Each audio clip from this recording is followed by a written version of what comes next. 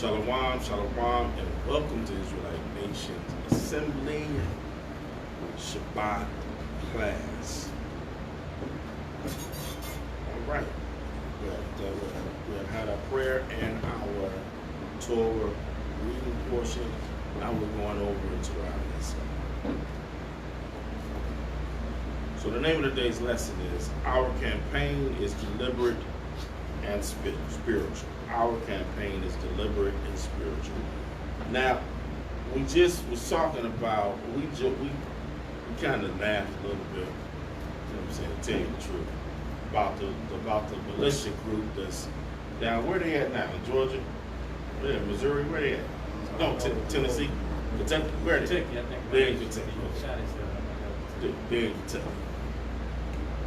We kind of laughed a little bit about these brothers and sisters down there with their guns, and then it's not funny because 3 people got shot. That's not funny. It's, that 3 people were shot.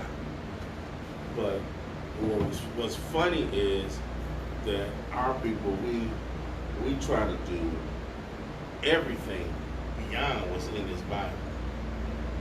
We're gonna try everything. As long as it don't involve the Bible, we were street teaching today. When the Bible come out, they ran. We seen it. As soon as you start saying, well, let me get, they gone. They running.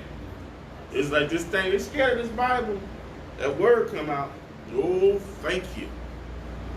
So our people, we do everything besides try this Bible, what we need to be trying to do. We don't want to hear that. We want to go another route. So, Grandmaster J, and is it Flash or J? Grandmaster J. Yeah.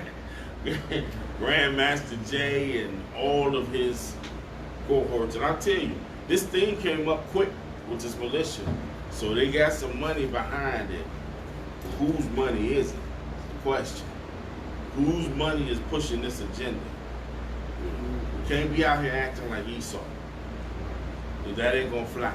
That don't work for us. So we're gonna talk about today what does work for us. Our campaign is deliberate, but our campaign is spiritual. We as Israelites failed in our efforts. We don't consider the Bible. And I'm not talking about failing individually, but I'm talking about collectively as a group.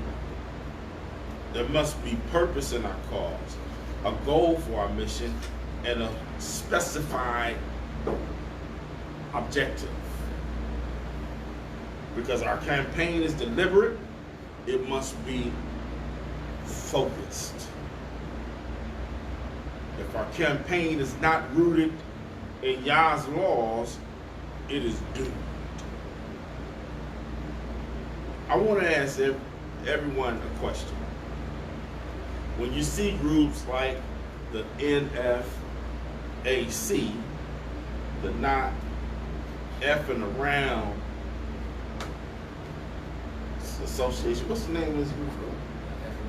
The Not Effing Around, the Not Effing Around Coalition. The Not Effing Around Coalition. When you see groups like this, you need to ask yourself, does it take guns to set our people in order? That's because that's really what it is. A lot of people get excited because they see 200, 300, 400, 800 men and women walking around with AK-47s or AR-15s and all black, and they got on masks. It was, oh, these brothers is out here. But what are you really doing? What are you really doing? You talking about you about to go out here and fight Esau? He got tanks. You got a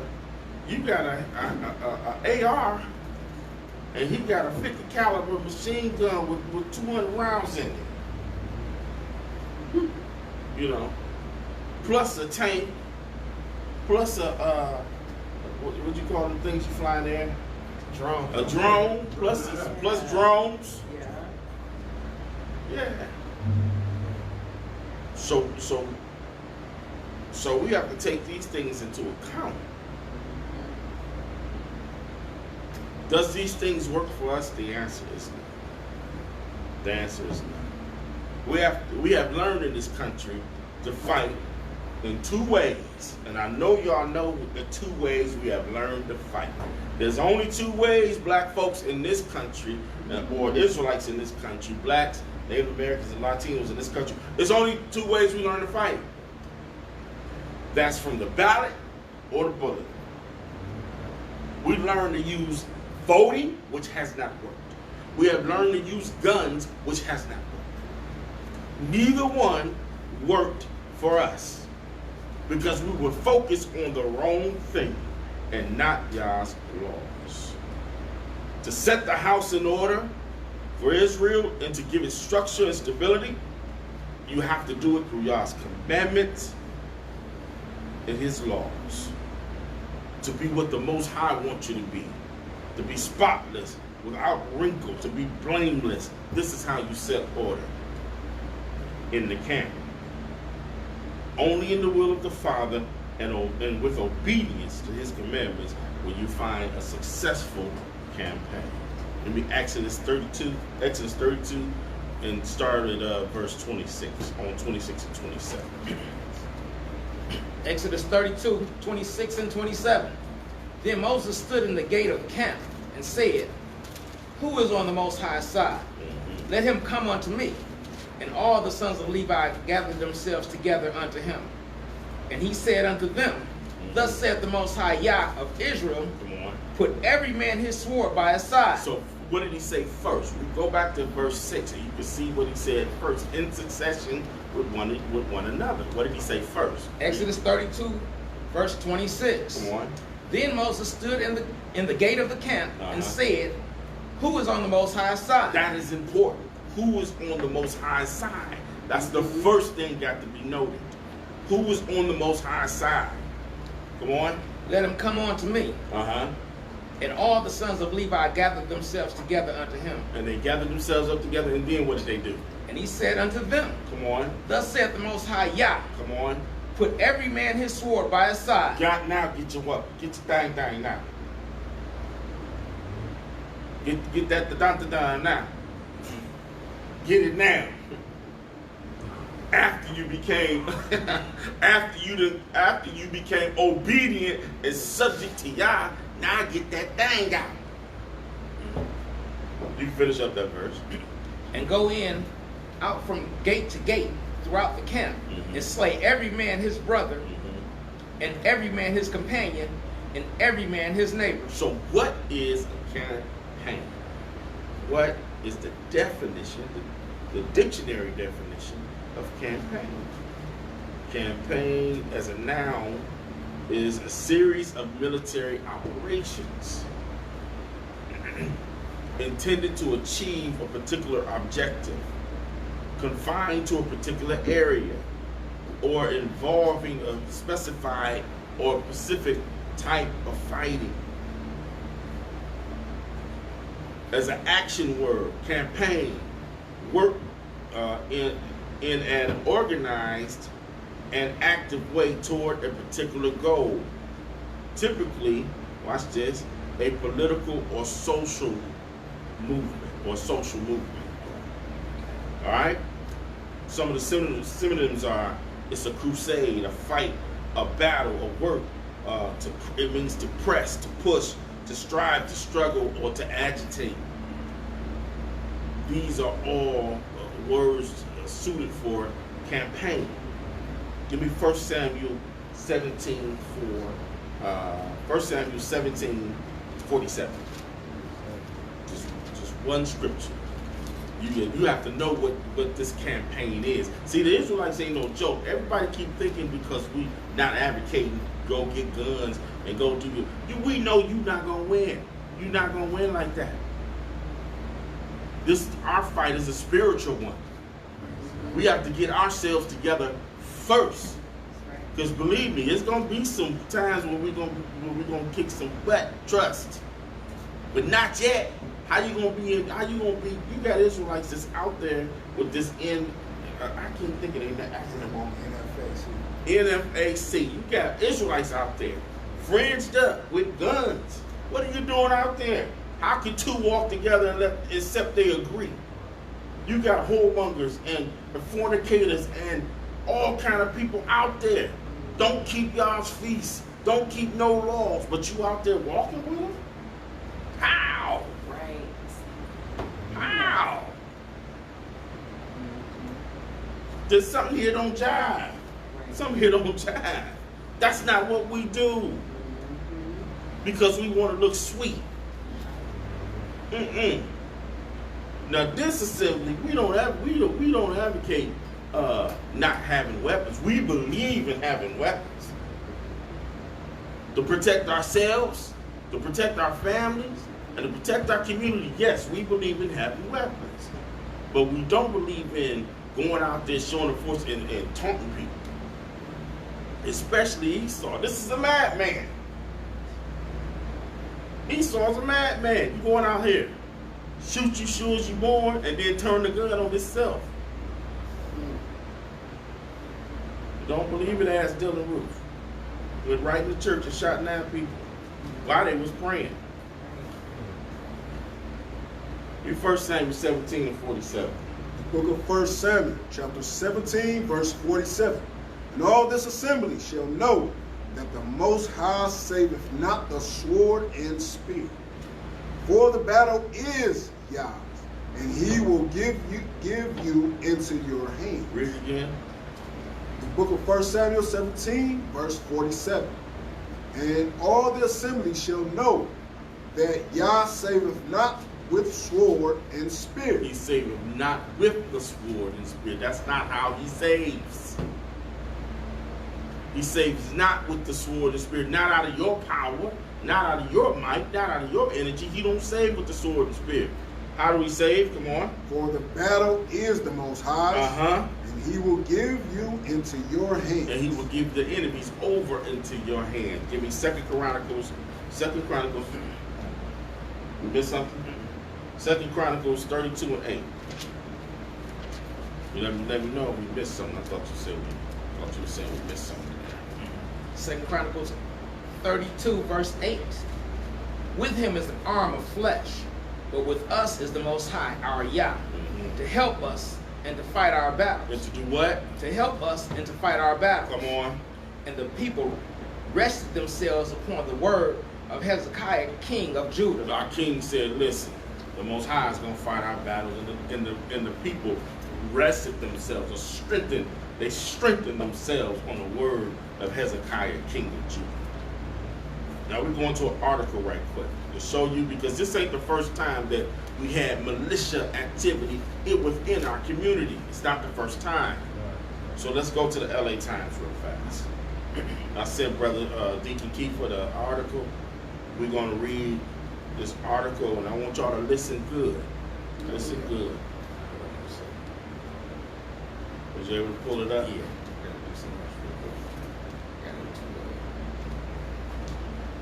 The article from the LA Times.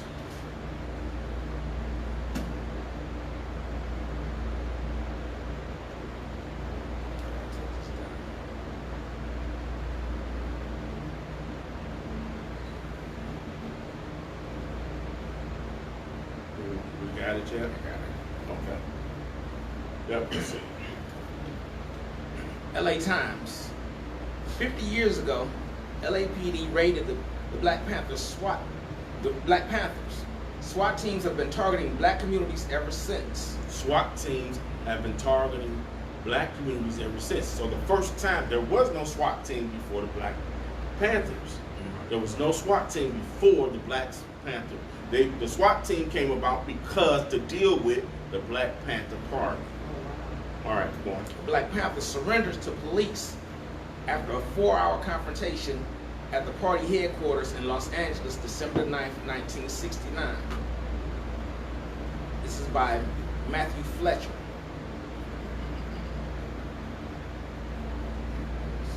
December 8th, 2019 at 3 a.m. Early in the morning hours of December 8th, 1969, Bernard Arafat awoke to explosions rocking the library of the Black Panthers' 41st and Central Avenue headquarters in Los Angeles. Above him, footsteps stomped across the roof, then gunfire erupted. The SWAT team, they moved in, they threw a bomb in there, and then they start firing. Wow. Now remember, the Black Panther Party was a militia group as well. Didn't they carry weapons? So they knew, the police knew how we coming in. We coming in. This is how Esau said. This is what Esau said. This is how we coming in. Come on. Arafat wasn't a seasoned Panther. He was a 17-year-old runaway from juvenile hall whose parents had both died when he was 13 years old. After years of committing small-time crimes, Arafat was taken in by the Panthers and gained a sense of purpose. He helped with the organization's breakfast program, feeding hungry kids on their way to school. Arafat had never fired a gun, but as he listened to the sounds of bullets and heard the screams of his fellow Panthers, he made a decision. Because they just came on in busting. It was not planned. Come on. I found an automatic shotgun and defended myself. Arafat didn't know it then, but he was part of an experiment in policing. He was part of an experiment in policing. Watch what the experiment is. Come on. On that morning, 50 years ago, the Black Panthers became the target of the world's first major raid by Special Weapons and Tactics. That's SWAT. That's SWAT. They was the Black Panthers they said, listen, we're gonna try this new tactic, and this is what we're gonna do. We're gonna try it on the Black Panthers first. We're gonna try it on them. Not that they did anything. They didn't. They was in there sleeping. They was sleeping. They said we're gonna come. These guys normally carry guns, so we're just gonna try it on them. Come on. More than 350 officers took on 13 Panthers. 350 officers took on 13 Panthers. Come on. Ostensibly to execute arrest warrants. The group they battled included 3 women and 5 teenagers. 3 women and 5 teenagers was among the 13 people that they was attacking. Come on. Before the day was over, police would detonate explosives on the Panthers' roof and call in a tank for reinforcements. They called in a tank. These guys got guns, they got rifles, and they got automatic weapons. Didn't I just say that? They got tanks. So I'm telling Grandmaster Jay, a Flash, or whoever his name is, whatever it is, you got AKs and ARs. They have tanks. They have tanks and missiles and rocket launchers. Come on. 6 Panthers were wounded, as were 4 SWAT officers. Before the men and women in the house surrendered, combined, the 2 sides exchanged more than 5,000 rounds of ammunition. Miraculously, no one was killed. They can't shoot. Nobody in this whole scenario can shoot at all. Come on. For one of the most dramatic moments in American policing, the raid on the Panthers' headquarters is a relatively small historical footnote, but in the years since, SWAT has become a mainstay of modern policing. Between 2000 and 2008, more than 9,000 of the nation's roughly 15,000 law enforcement agencies employed a SWAT unit.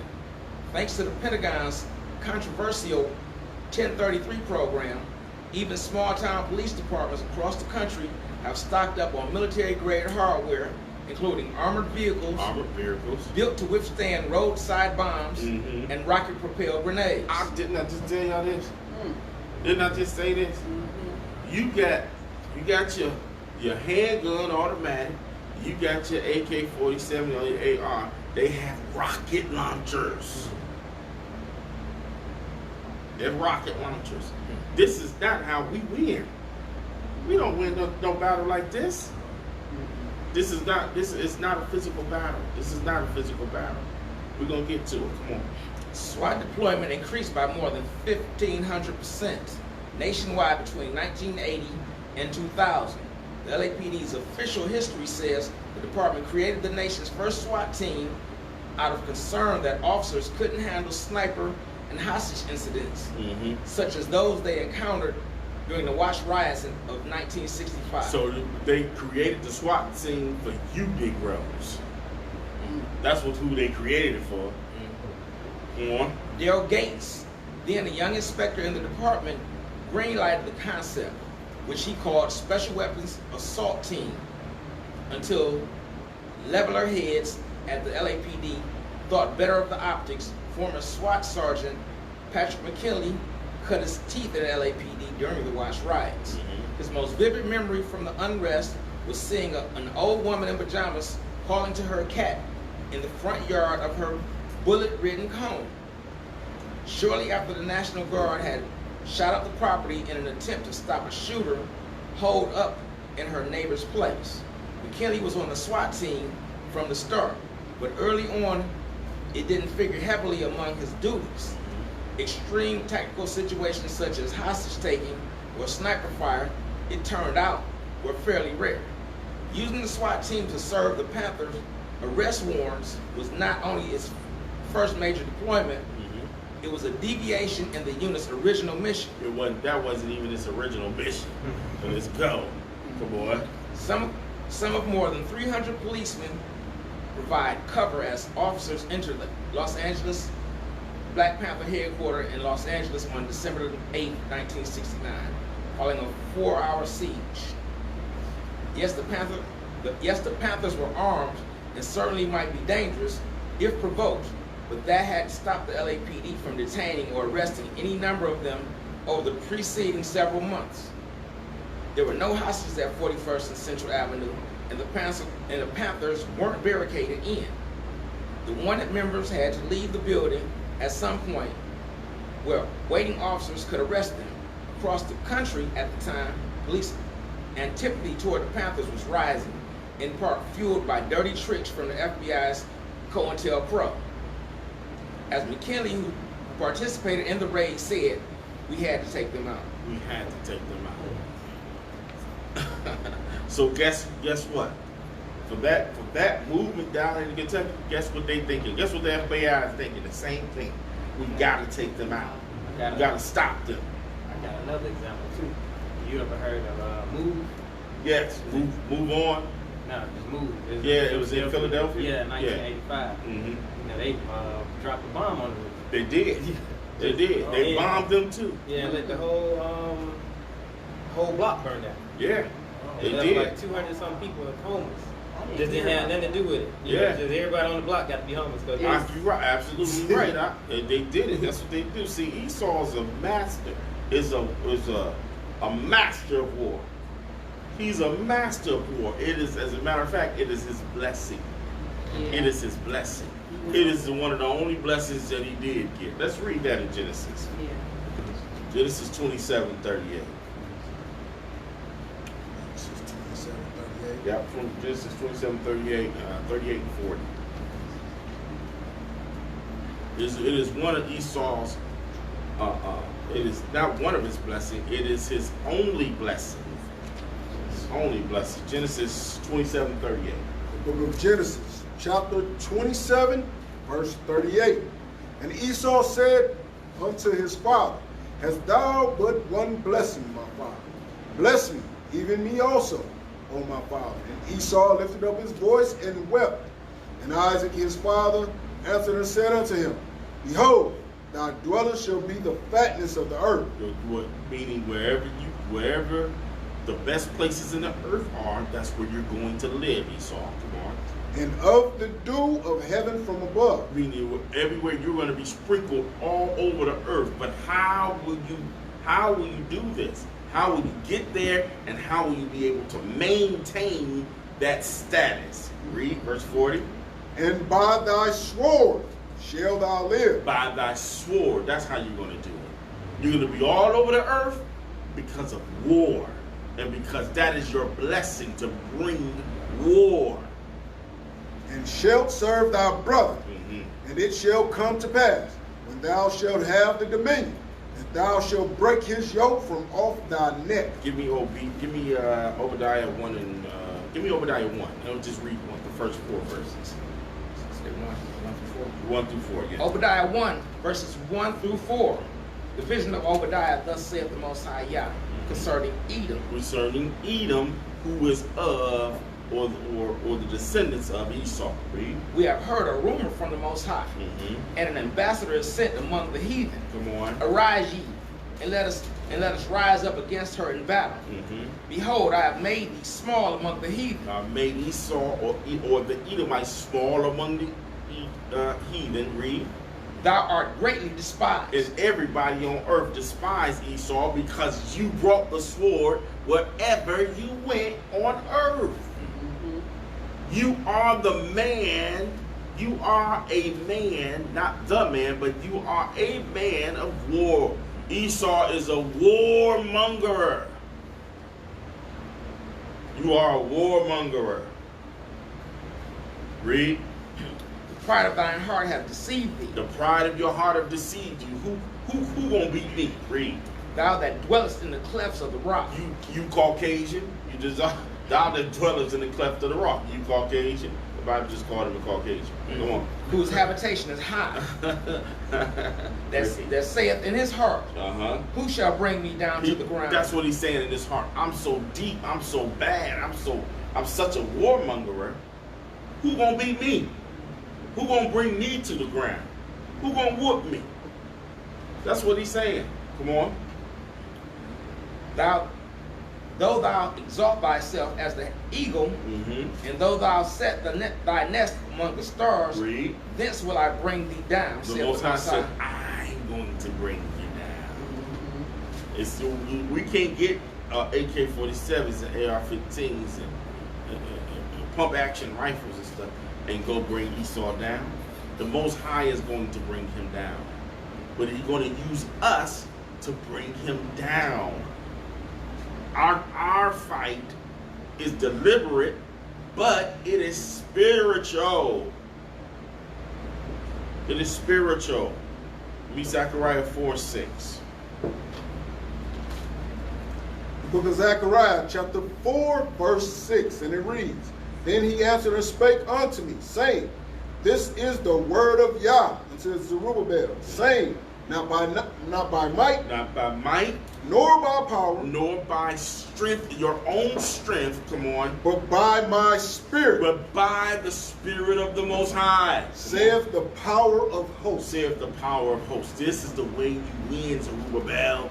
This is the way. Go and tell all those Judites. This is how you fight. The blessing of Judah is through the Spirit. And we can't war no other way. I want y'all to hear what I just said. The blessing of Judah is through the Spirit, and we can't war no other way. When we war in the Spirit, we have to war in the Spirit first, and then it manifests itself physically. That's why Joshua and all of those, they couldn't be beat on a physical level because they already had it had already manifested itself from the spiritual.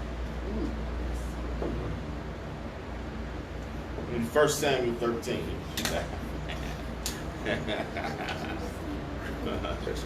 1 Samuel 13. We're gonna show you all the difference between these two men. 13-7. Start at verse 7. 1 Samuel 13, verse 7. And some of the Hebrews went over Jordan to the land of Gad and Gilead. As for Saul, he was yet in Gilead, in Gilgal. And all the people followed him trembling. And all the people followed Saul, they were scared. They followed Saul, they were scared. Come on. And he tarried 7 days, according to the set time that Samuel had appointed. But Samuel came not to Gilgal. Samuel didn't make it yet. Samuel was supposed to be there 7 days. The prophet Samuel was running a little behind. He didn't make it there yet. Let's see what Saul did. Come on. And the people were scattered from him. And Saul said, Bring hither a burnt offering to me, and peace offerings. And he offered the burnt offering. So Saul want to take it upon himself to be the prophet now. I'm gonna stand in the stead of the prophet. But we tired of waiting on the prophet. The prophet is running behind. We're tired of waiting on the prophet. So I'm gonna go ahead and I'm gonna do it. Come on. And it came to pass that as soon as he had made an end of offering the burnt offering, behold, Samuel came. Samuel came up. Now here come the prophet. He said, look, Saul did like this. All right, we did sacrifice. We did everything. Oh, here comes Saul. Here comes Samuel. Come on. And Saul went out to meet him, that he might salute him. Come on. And Samuel said, what hast thou done? Saul, what have you done? Come on. And Saul said, because I saw that the people were scattered from me. The people started leaving. What happened was the people started leaving. Okay. And the people started leaving. You know the Saul be lying and all the time, don't you? You go through here, Saul always lying and doing stuff he ain't supposed to do. Come on. And that thou camest not within the days appointed. And you wasn't here on time. Now I ain't trying to rebuke the prophet. You didn't come on time. Come on. And that the Philistines gathered themselves together at Mishmash. Come on. Therefore said I, the Philistines will come down now upon me to Gilgal, and I have not made supplication unto the Most High. Come on. I forced myself therefore and offered a burnt offering. I forced myself to do it. I forced myself to do it, Samuel.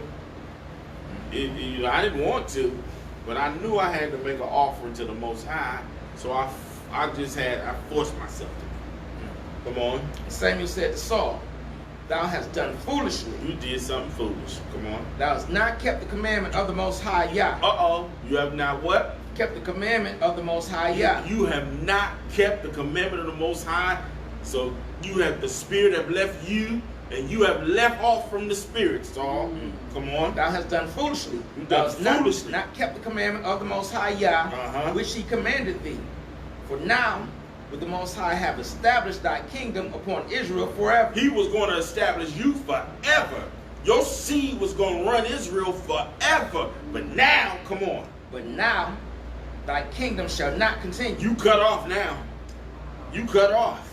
Come on. The Most High have sought him a man after his own heart. Oh, the Most High seeks after a man after his own heart. Let's find out who that was. So hold that. Let's get Acts 13 right quick. Let's see who that is. Acts 13. Where do we leave off at? We left off at verse 14. Let's get Acts 13 and 22. Acts 13 and what? 22. Acts 13 and 22. Book of Acts, chapter 13, verse 22. And when he had removed him, he raised up unto them David to be their king. He raised up to them David to be their king. To whom also he gave testimony and said, what did he say? I have found David, the son of Jesse. Come on. A man after my own heart. A man after my own heart. I found David, a man after my own heart. Is that it? Which shall fulfill all my will. He's going to fulfill all my will. Meaning he going to stay in the spirit. He going to stay in the spirit. And he's going to be deliberate about this campaign. Back to 14, 1 Samuel. 1 Samuel 13 and 14. Read. But now thy kingdom shall not continue. Your kingdom going in, Saul. The Most High have sought him a man after his own heart. And the Most High have commanded him to be captain over his people. Come on. Because thou hast not kept that which the Most High commanded thee. Did you hear what he keeps saying? He keeps saying, you haven't kept what he commanded, Saul. He keep coming back to that. That's why I say, if you're trying to get into all this old militia group and this funny stuff, they don't keep no commandments.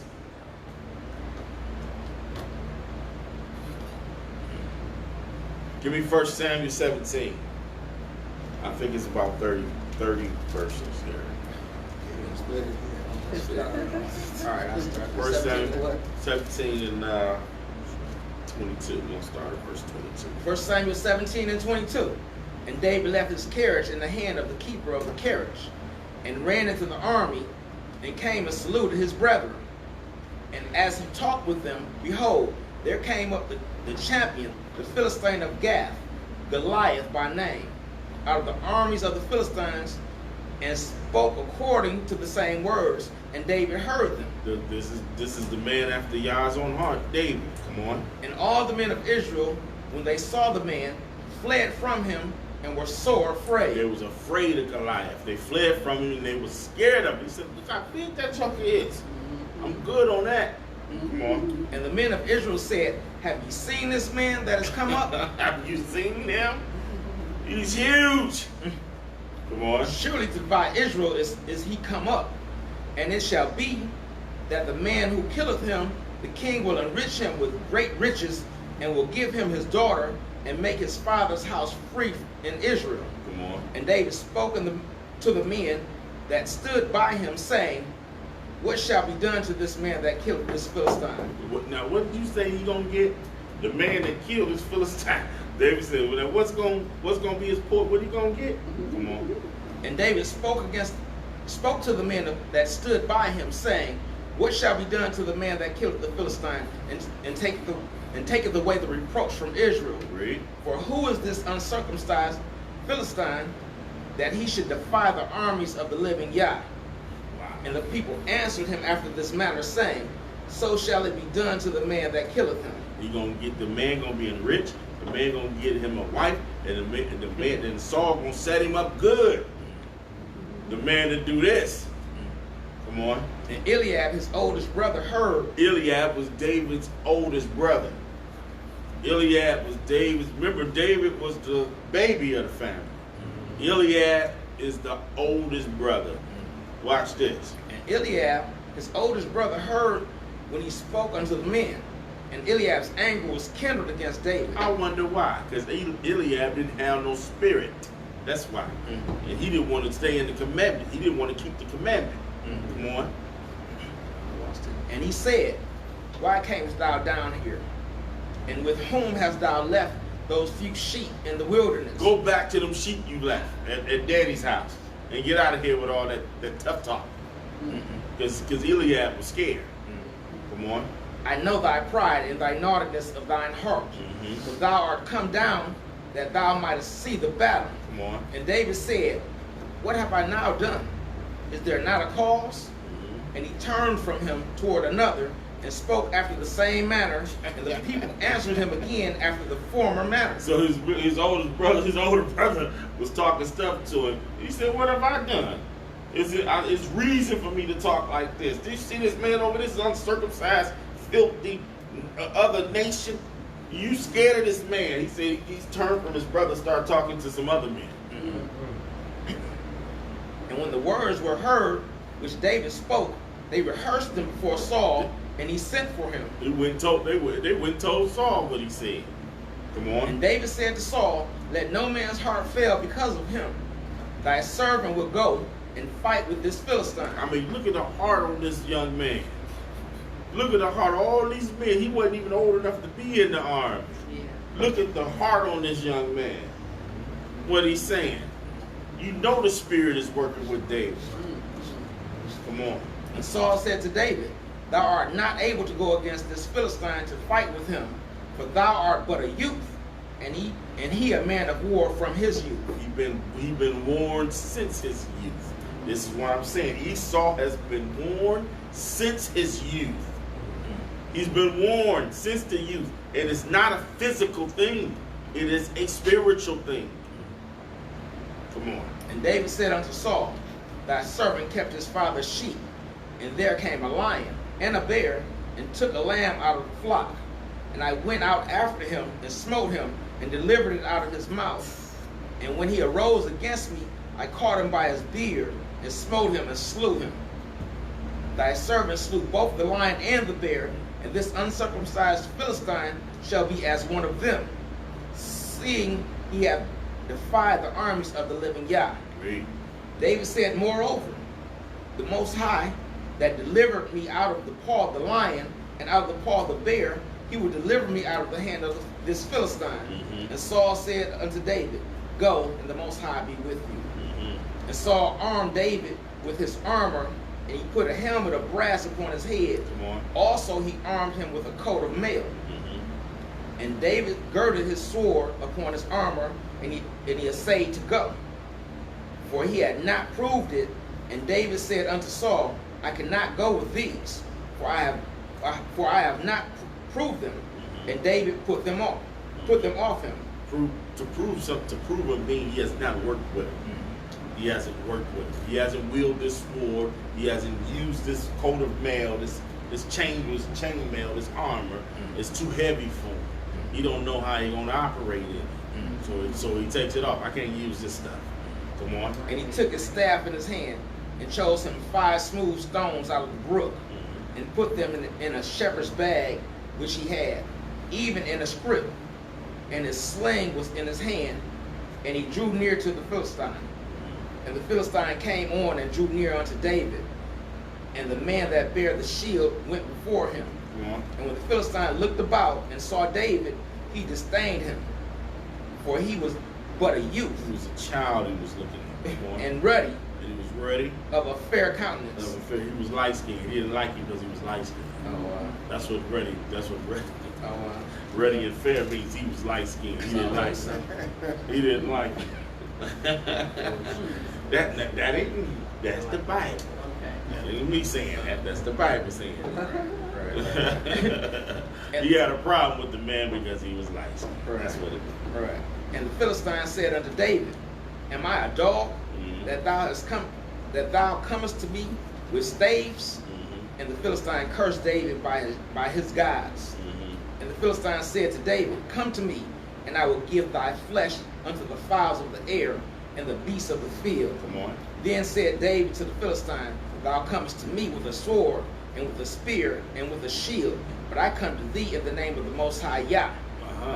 The Yah of the armies of Israel, whom hast defied. Read verse 45 whom thou hast defied. Read verse 45 again. This is very important here. 1 Samuel 17 and 45. Then said David to the Philistine, What did he say? Thou comest to me with a sword and with a spear. You come with your physical weapons. You come with your physical weapons. Come on. And with a shield. But I come to thee in the name of the Most High. I come to you in the name of the Most High. The Spirit. I come to you in the Spirit. Come on. The God of the armies of Israel, whom thou hast defied. And you have defied. You have defied my Yah. Come on. This day will the Most High deliver thee into mine hands, and I will smite thee and take thine head from thee, and I will give the carcasses of the host of the Philistines this day unto the fowls of the air and to the wild beasts of the earth. Come on. That all the earth may know. That all the earth may know what? That there is a God in Israel. That there is a God in Israel. 47. 1 Samuel 17 and 47. And all the assembly shall know that the Most High saveth not the sword and spear. So everybody gonna know that it ain't gonna take. It wasn't by the weapons that Saul gave me. Come on. For the battle is the Most High. Because the battle is the Most High's. He's going to deliver you into my hand. He will give you into our hands. And it came to pass when the Philistine arose and came and drew near to meet David, that David hasted and ran toward the army to meet the Philistine. He ran. Listen, man. David was bad, man. Even as a youth, he was bad, man. The champion of the Philistines is coming towards him, and he hastened and shot out and ran towards him. He didn't waste no time. You would think he'd be like, "Can we size him up?" No, he just shot straight to him. He went straight for him, right towards their whole army. Can you imagine what their whole army was thinking? Like, he's got to be crazy. That's what they're thinking, right? Look at this little dude, got to be nuts. Read on. And David put his hand in his bag while he was running, and took thence a stone and slang it, and smote the Philistine in his forehead, that the stone sunk into his forehead, and he fell upon his face to the earth. It sunk into his forehead, meaning it went in his head. He just get knocked in the head, get knocked out. No, the stone went into his brain. It went in. He got shot. With a slingshot. He got shot. Good boy. So David prevailed against the Philistine with a sling and with a stone, and smote the Philistine and slew him. But there was no sword in the hand of David. He didn't have no sword. He didn't have no sword. He had a stone, and he hurled it and sunk it into his head. Come on. Therefore David ran and stood upon the Philistine. You know how big that man is? For you to run up on, now David running up on him. Yeah. And he's standing on top of him. Wow. Do you know how big a man is for you to be able to stand on him while he's on the ground? Come on. Therefore David ran and stood upon the Philistine, and took his sword, and drew it out of the sheath thereof, and slew him, and cut off his head therewith. And when the Philistines saw their champion was dead, they fled. They all start running like, oh my goodness, this little boy is out of his mind. It's crazy. It's crazy. They were running and falling and jumping, and our brother David was in the spirit. That's why he was able to defeat his adversary Goliath. He was in the spirit. Give me 2 Corinthians. Start at verse, give me chapter 10, start at verse 3. He was in the spirit. That's where we got to be, y'all. Where we at again? 2 Corinthians 10, and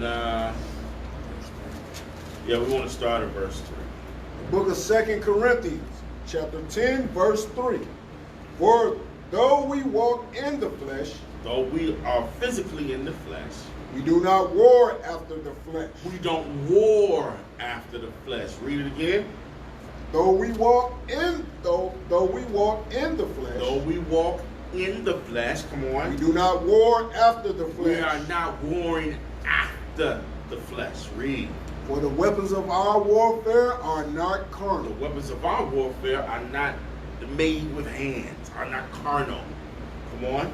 but mighty But mighty. through Yah Uh-huh. to the pulling down of strongholds. What's a stronghold? Can somebody tell me what a stronghold is? A stronghold could be a habit. Stronghold could be alcoholism. It could be a drug habit. A stronghold could be anything that will prevent you from moving forward in the spirit. That is a stronghold. Okay. It could be a sex demon. That's what a stronghold could be anything that's holding you back from moving forward in Yah's will. That's what a stronghold is. Yeah. All right. Come on. And the men of Israel, No. Verse 5. And it reads, casting down imaginations and every high thing that exalted itself against the knowledge of Yah. What's casting down imaginations? Casting down imaginations is this little boy believes that he's a little girl. You have to cast down that imagination. This little girl thinks she's a boy. You have to cast down that imagination. You get cross dressers and things like that, transsexuals and things like that. That's a you have to cast down that imagination. Pulling down strongholds, casting down imaginations, and what? Pulling down strongholds, casting down imagination, and every high thing that exalted itself against the knowledge of Yah. And every high thing that exalts itself against the knowledge of Yah. Come on. And bringing into captivity every thought to Come the on. obedience of the Mashiach. And bringing into captivity every thought to the obedience of the Messiah. To the obedience of the Messiah. Verse 6. Verse 6. And having in the readiness to revenge all disobedience. Having in the readiness to avenge all disobedience. Watch this. How do you revenge, or when do you revenge all disobedience? Read on. When your obedience is fulfilled. When you fulfill your own obedience. You can't win until your own obedience is fulfilled. So you jumping into a militia, going out there with guns, toting guns and stuff like that, you ain't winning. You have to fulfill your own obedience before you can call into subjection their disobedience. Or whatever your strongholds are. You have to deal with that. We have to deal with ourselves. Yes. We have too many issues within our own community that we have to deal with. To be jumping up with guns, telling us we gonna go fight. But we still got problems within our own community. We have to deal with ourselves. That's what we don't want to deal with. That's why we don't like dealing with the Bible. That's why we want to run away from the Bible. That's why. Because when we start reading this Bible, we start to see ourselves. And what we see don't look too good. That's right. Hebrews 4 and 12. Y'all, everybody should know this one with their eyes closed. Hebrews 4 and 12.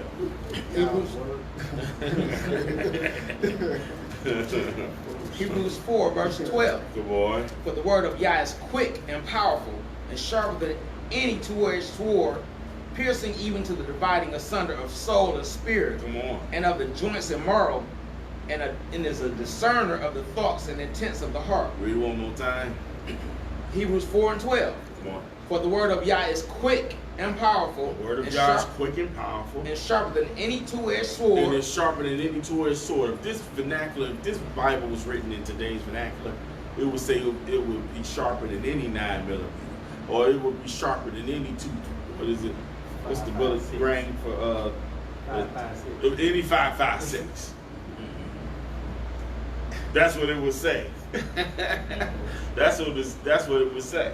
Come on. For the word of Yah is quick and powerful, and sharper than any two-edged sword, And any weapon, come on. piercing even to the dividing asunder of soul and spirit, It divides the soul and the spirit. Come on. and of the joints and marrow, And and it's a discerner of the thoughts and intents of the heart. it deserves this spirit, this thing come to life. These words come to life. It deserves your spirit. Elder Yaziku will be teaching, not thinking about you, but then it'll come up and you'll be like, ooh, that's me. Ooh, that's me. Hurry up and get off that subject. That's me. And I ain't even thinking about you. Not at all. This thing come to life. It discerns you. The word will find you and it'll discern you. And cut. It'll cut you. Ooh, that's me. Ooh, ah. E. Ooh. Give me Revelations 19 and 13. Revelations. Book of Revelation, chapter 19, verse 13, and it reads, And he was clothed with a vesture dipped in blood, Read on. and his name is called the Word of Yah. His name is called the Word of God. Read. And the armies which were in heaven followed him upon white horses, clothed in fine linen, white and clean. I want to get to 15. That's where I was trying to go. And out of his mouth goeth a sharp sword. Out of his mouth goes a sharp sword. The same sword that we read in Hebrews 4 and 12. Come on. That with it he should smite the nation. He's going to smite those nations with the word that proceeds out of his mouth. Because our weapons are not carnal. They are spiritual.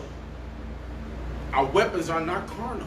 So we are not to be out here with weapons. Get talking about we're going to do something to you, Ku Klux Klan. That ain't for us. Our weapon's not carnal, but mighty through the pulling down of strongholds. Give me Jeremiah 5 and 14 right quick.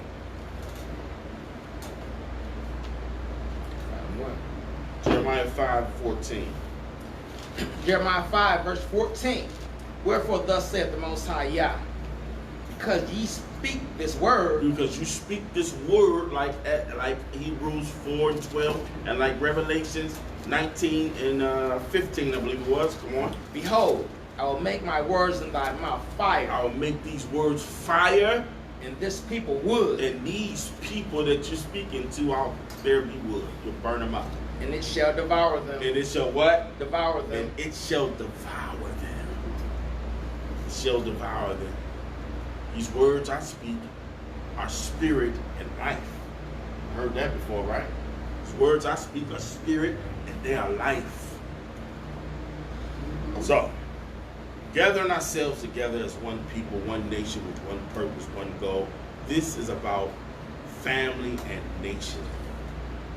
Building the Most High building ourselves up in the Most High. Assemblies all around are spread throughout the earth, but we as believers should have one purpose. One purpose. Zephaniah 2, 1 through 3. Zephaniah chapter 2, verses 1 through 3. Gather yourselves together. Yeah, gather together, O nation not desired. Before the decree, bring forth. Before the day pass as the chaff. Before the fierce anger of thy power come upon you. Before the day of Yah's anger come upon you. Seek ye thy power, all ye meek of the earth. Seek ye thy power. All the meek of the earth should be seeking the Most High. Come on. Which have wrought his judgment. Seek righteousness. Seek righteousness. Seek meekness. Seek meekness. It may be ye shall be hid in the day of Yah's anger. And you'll be hid in the day of Yah's furious anger. Now give me Numbers 9 and 15. I'm going to try to get to them. May not be able to, but I'll try to get to them. Numbers 9, verse 15. And on the day that the tabernacle was reared up, the cloud covered the tabernacle, namely the tent of the testimony. And at even there was upon the tabernacle, as it were, the appearance of fire until the morning. So it was always, the cloud covered it by day. The Most High covered it by day, the tabernacle, come on. And the appearance of fire by night. And he covered it, was the appearance of fire by night. Come on. And when the cloud was taken up from the tabernacle, then after that the children of Israel journeyed. And in the place where the cloud abode, there the children of Israel pitched their tents. Now watch verse 18. Watch verse 18. Watch what he says.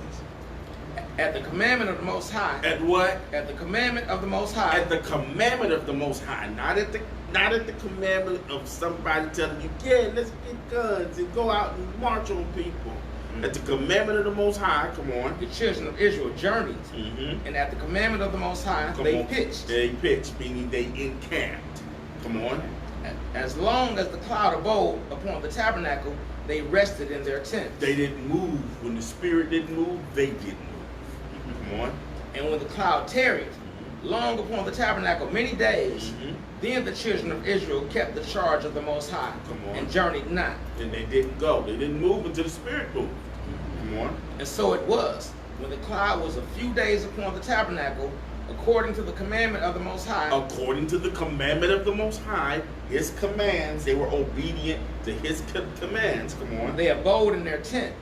And according to the commandment of the Most High. According to the commands, come on. They journeyed. Full obedience. Full-fledged obedience. Our actions must be deliberate with an expected answer from the Most High. We Nehemiah 8 and 1. And we're almost done. Book of Nehemiah, chapter 8, start at verse 1. Book of Nehemiah, chapter 8, verse 1. And it reads, And all the people gathered themselves together as one man into the street that was before the water gate. And they read that part again, verse 1. And it reads, And all the people gathered themselves together as one man into the street that was before the water. As one man, they gathered themselves together as one man. Come on. Into the street that was before the water gate. They spake unto Ezra the scribe to bring the book of the law of Moses, which the Most High had commanded to Israel. They all came together as one man to bring in agreement with one another, with one purpose, with one goal, in one mindset. Said, bring the book of the law as the Most High has commanded. Read.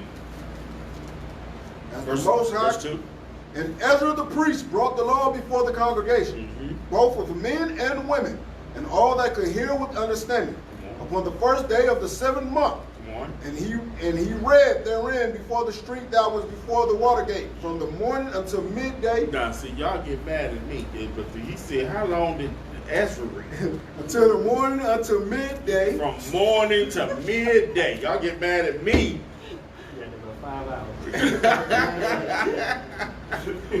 Ezra went from morning to midday. Before the men and the women, and those that could understand.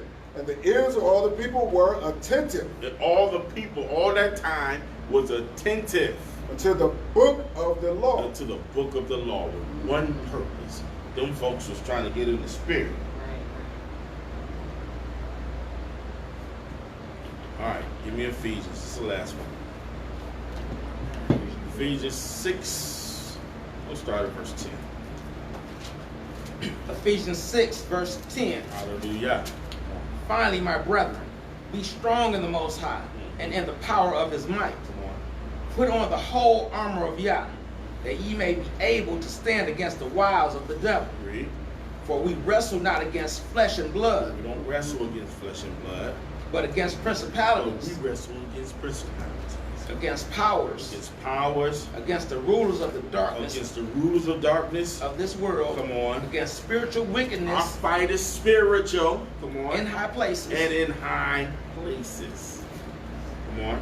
Wherefore take unto you the whole armor of Yah, Read. that ye may be able to withstand in the evil day, Mhm. and having done all, to stand. Come on. Stand therefore, having your loins girt about with truth, That's how you stand with your loins girded about with truth. Come on. and having on the breastplate of righteousness, Read. and your feet shod with the preparation of the gospel of peace. Read on. Above all, taking the shield of faith, Mhm. wherewith ye shall be able to quench all the fiery darts of the wicked, Read. and take the helmet of salvation and the sword of the And Spirit, the sword of what? of the The Spirit, sword of what? the Spirit, Come on. which is the word of Yah, Which is the word of Yah. That is our weapon. That is our sword. That is our weapon. Come on. praying always with all prayer and supplication in the Spirit, Mhm. and watching thereunto with all perseverance and supplication for all saints. So hallelujah. Hallelujah. Thank you for your word, Father. And I hope that you can glean from this lesson. I hope that you have learned something. I really do. So after it's said, we bid you farewell. We give you salute. In the name of Yahweh Shem Yahushai, we'll see you soon. Hallelujah.